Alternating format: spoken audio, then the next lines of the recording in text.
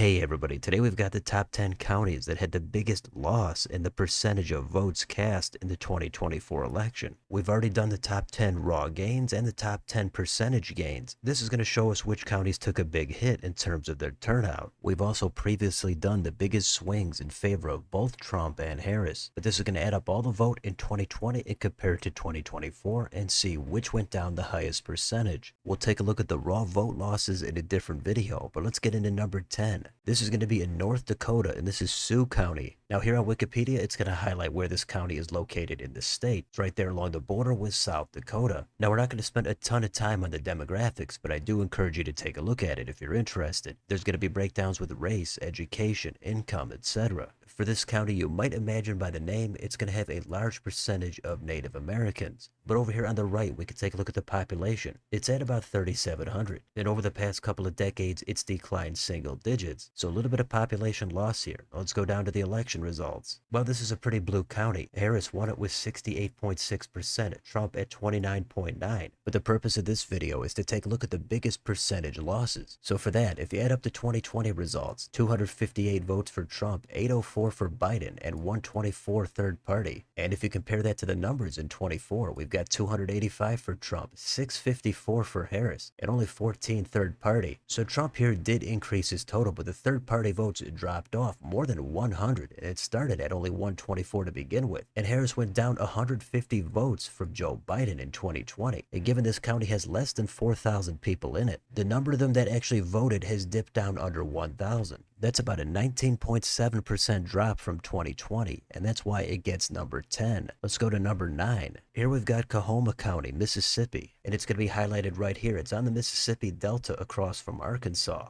Now let's go down here and take a look at the population. The white percentage here is at 20%, the black population is over 75%, but the population overall has declined double digits over the past couple of decades, and it's been steadily on the decline since 1950, where it was at almost 50,000. So a lot of population loss here. How does that factor into the election? Well, a lot of the counties in the Delta are pretty blue, and this one did vote for Harris at 69.4%, Trump at 29.6%. That's a bit of an improvement there for Trump compared to 2020. However, if you look at the vote totals, it was over 6,000 for Biden. Harris is under 4,800. That's a huge drop off. Trump's total went down as well, but not nearly as dramatic as Harris's. Third-party votes are also down from 106 to 71. So that is a big drop, and this county lost 20.1% of its vote compared to 2020. Next, number 8 is going to be in Texas. This is Zavala County, and it's located near the border, but not quite on the border. It's highlighted right here. Let's go down here and look at the demographics. Now, this is a very Hispanic-heavy county. It's over 92%, but the population here has dropped off over the past decade. It's gone down 17%, and it's dipped down under 10,000 for the first time since 1920. So there's something going on in this county. How does that translate into the election? Well, Harris still won it with 56.8, Trump at 42.4. It's a big shift from 2020 and an even bigger shift from 2016, where Trump was at only 20.4. We've seen a ton of rightward movement in the counties in the Rio Grande Valley and with a heavy Hispanic population. But look at the raw votes. Biden was over 2,800. Harris is under 2,000. Trump went down as well, but it was only by 8 votes. So that decline in combined votes comes in at about 20.3%. How about number 7? We're going to go back to Mississippi. This is Claiborne County. It's another one right on the Mississippi River, this time a little bit further south. And we might start to see a pattern here as we go down and take a look at the demographics. The racial breakdown is 87.1% black, 10.6% white, and the total population here is again on the decline. Aside from a brief increase in 2000, the county is clearly losing voters. It's down to 8,600. So if we go up here and look at the election results, it's an extremely blue county. Harris got 83.3, Trump at just 15.8. So Harris did do weaker than both Biden and Hillary Clinton, while Trump did his best out of his 3 runs. But the percentage lost in votes is pretty stark. Biden was over 3,700, Harris down under 3,000. Meanwhile, Trump just went down a few dozen. So that's just a little bit more than number 8. This county comes in at a loss of 20.4% compared to 2020. Number 6 is going to be in Arkansas. This is Phillips County, and it's right on the other side of Mississippi and the river. So far, we're seeing a lot of counties in that Delta area. You could probably guess where this is going, but let's go down here and take a look at the demographics. Black population 62.2, white population 33.4, and again the population here has declined. It was over 40,000 in 1970. Now it's down to just under 15,000. So a lot of population loss here. What does that do for the election? Well, this is another blue county going all the way back to 1976. Harris won it with 55.8, Trump at 42.5. And for the most part, over the past bunch of elections, this county has gotten just a little bit redder almost every time. And it looks like this county is voting similarly to how it did back in 1984. But the decline in voters went from Biden getting 3,600 for the Dems to Harris getting only 2,754. Trump also went down, but not nearly as much as Harris. The third parties went from 202 down to 86. Once you combine everything, that's a 20.9% reduction in votes. That's going to be good enough for number 6. Now we can go on to the top 5. Here's another county in Texas with a much more amusing name. This is Jim Hogg County, and it's not too far away from Zavala County, which we just took a look at a couple of minutes ago. It's right near the border, but again, not quite touching the border. How about the demographics? Not a surprise here, a lot of Hispanic voters. It's at 88.5%. The population here has declined since 2010. It's at under 5,000 now. But what about in the election? Well, this one was almost competitive. Harris won it with 54%. That's down from Biden getting almost 59 and way down from Hillary at 77.2. Harris only got 856 votes here. That was just barely more than George McGovern got in 1972. So Trump went down more than 100, but Harris went down more than 300. Once you combine that, that's about a 22.2% reduction compared to 2020. Let's go to number 4. This is going to be in Louisiana. This is East Carroll Parish, and it's in the absolute northeast corner of the state, located right here. Louisiana does have parishes instead of counties, but I think we're eager to go down to the demographics. Here the black population is 69.2, white population 27.3, and overall it's another population loss. The last 60 or 70 years this county has lost population. It's down to under 7,500. You might guess what that's going to do for the election results. Well, this is again a blue county going back to 1976. Harris got 58%, Trump 40.4. And Trump is actually under 1,000 for the first time since back in 1968. That sounds bad, but take a look at Harris.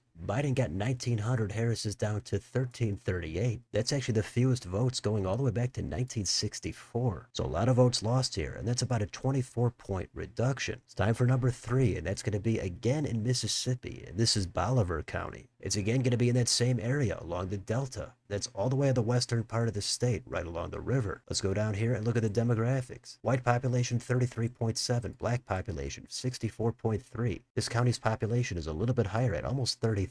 But the recurring theme here is that's been heavily on the decline over the past bunch of decades. They were over 63,000 in 1950. Let's take a look at the election results. It's another blue county going all the way back to 1976. Harris won it with 61.5, Trump at 37.8. It's actually the smallest percentage for a Democrat going back to 1988. Biden was at 8,900 votes. Harris sank all the way down to just over 6,400. Trump also dropped off close to 700. That was just way less than Harris. If you add up all those numbers compared to 2020, that's going to be a 24.1% reduction and good enough for number 3. How about number 2? It's going to be in the same state, and it's going to be a not too far away county. This is going to be Tunica County, and it's in the northwestern part of the state, again along the Delta. So we've seen this movie before, but let's go down to the demographics. Black population 76.4, white population 19.3. The total population is over 9,200, and it's not as consistent of a drop-off as some of the other counties. But since 2010, it's again been on the decline. Let's see what happened in the last election. Well, it went for Harris with 68.9%, and it's been blue going all the way back to 1976. But Biden in 2020 got 2,580. Harris went down to 1,837. That's again going to be a lot more than the drop-off for Trump. If you add it all up, the total reduction is going to be 25.2%. So that leads us into number 1, and it's actually going to be in the exact same state. It's going to be in the corner, and this is Wilkinson County. This is going to be on the border with Louisiana. So let's take a glance at the demographics. White population 29.4, black population 67.1. The total population here is at about 8,000. It's been losing people over the past few decades. So how about in the election? It's another blue county going all the way back to 1976. Harris was at 62%,